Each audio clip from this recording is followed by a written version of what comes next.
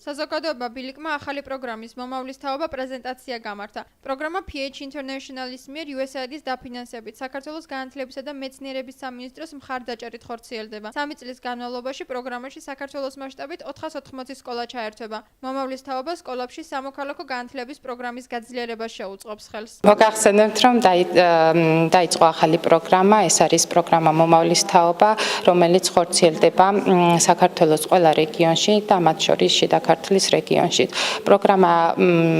პროგრამის მიზანია სამოქალაქო განათლების ხელშეწყობა სკოლებში და უშუალოდ მოსწავლეების მიერ მიღებული ცოდნის პრაქტიკაში გამოყენება. პროგრამის ფარგლებში ჩვენ ვიმუშავებთ შიდა ქართლის 37 პარტნიორ სკოლასთან. ამ 37 პარტნიორ სკოლას შევთავაზებთ სხვადასხვა რესურსებს იმისთვის, რომ გაძლიერდეს სკოლა, გაძლიერდნენ ბავშვები და მათი პედაგოგები.